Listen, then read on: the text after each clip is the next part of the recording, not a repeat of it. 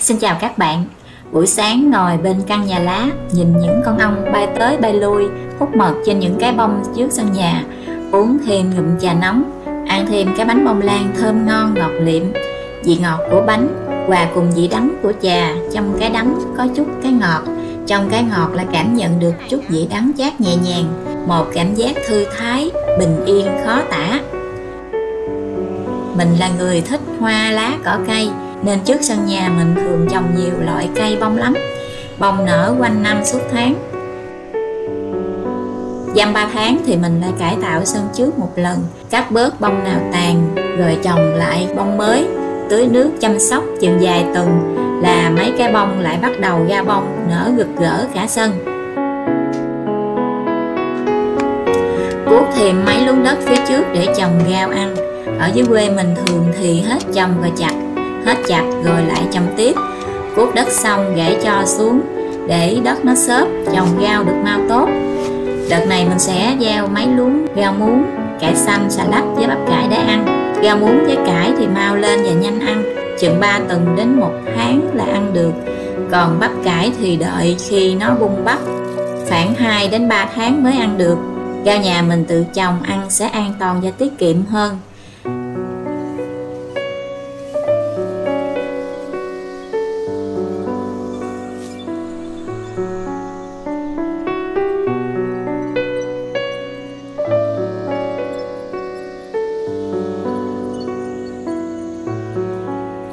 Rau mình trồng được hơn tháng rồi đây nè.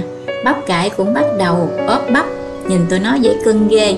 Rau muống tầm này cũng ăn được lần lần rồi đó. Mấy bụi bông cúc cũng nở tùm. Bông 10 giờ bò giáp hết đường đi, tầm 8 đến 9 giờ sáng thì tụi nó nở bông đẹp lắm. Hôm nay anh bạn nhỏ nhà mình nói thèm ăn bánh bông lan, giờ cũng rảnh nên mình làm vài mẻ bánh bông lan cho anh em nó ăn. Bánh bông lan làm nhanh, ăn thơm lại mềm xốp rất là ngon. Nguyên liệu làm bánh bông lan lại đơn giản nữa, chỉ cần có trứng gà, đường, bột mì nữa là làm được rồi. Đầu tiên mình sẽ đập hột gà cho vô khách hao, lấy cả lòng đỏ với lòng trắng trứng luôn. Mình dùng khoảng 10 trứng gà, thêm chừng 300-400g đường cát vô nữa. Mình đánh cho trứng với đường thật nổi lên luôn. Khâu này hơi mỏi tay tí xíu nè. Khâu đánh trứng này quan trọng lắm nha. Mình đánh trứng càng nổi thì bánh bông lan mình nướng ra càng nở, càng xốp mềm và bánh càng ngon.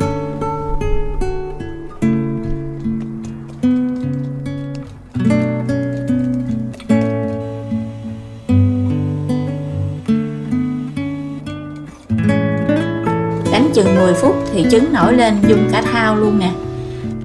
À quên, để mình đi đốt than lên để xíu có lửa than nướng bánh bông lan.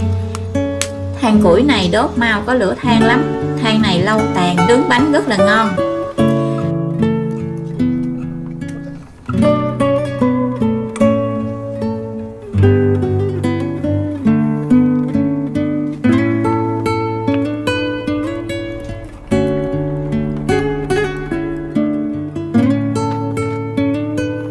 Mình sẽ để bột mì vô cái gây, để gây cho bột mịn xíu, pha bột làm bánh bông lan cho ngon.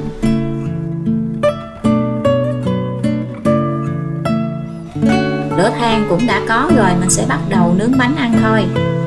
Gắp than bỏ lên cái nắp và làm nóng nhiệt trước, xíu nướng bánh cho dễ.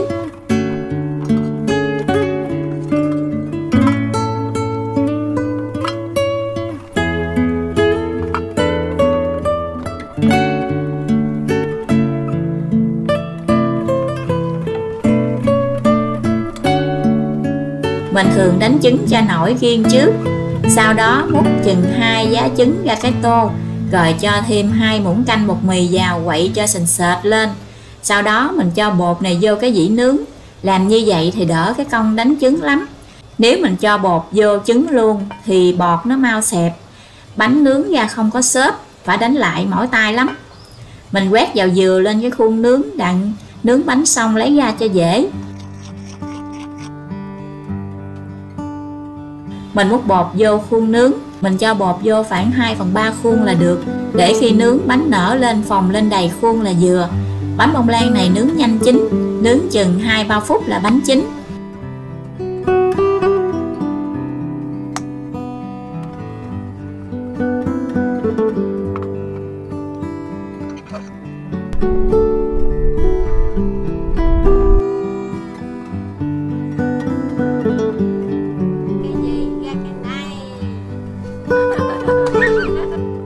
Mẻ bánh bông lan đầu tiên đã chín rồi đây, thơm quá chừng.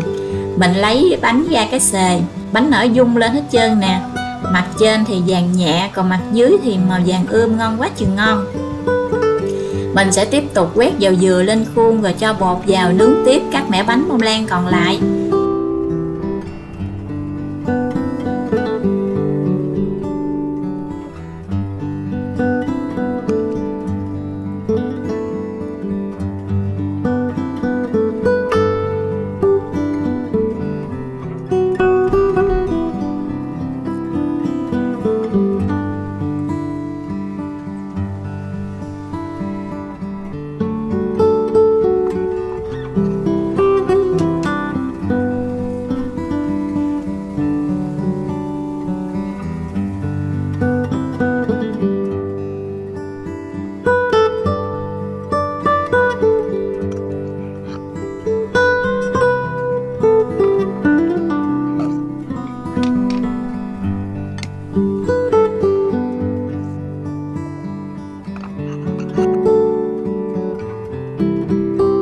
Mẻ bánh cuối cùng rồi đây, được cả xề cho anh em tụi nhỏ ăn đã luôn.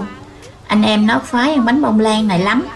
Bánh mềm xốp bên trong, bên ngoài giòn giòn, ăn ngọt ngọt, thơm mùi trứng, lại béo béo, rất là ngon. Ăn bánh bông lan này thì uống cùng với nước trà nóng mới hợp. Cắn miếng bánh bông lan ngọt thơm, uống thêm ngụm trà nóng, vị đắng chát nhẹ nhàng của trà hòa quyện cùng vị ngọt của bánh rất là ngon. Lại nghe thoang thoảng mùi bánh pha lẫn với mùi thơm của lá trà, ngon lại càng thêm ngon đó. Cảm ơn các bạn đã theo dõi, chúc các bạn một ngày an lành, hạnh phúc. Xin chào tạm biệt.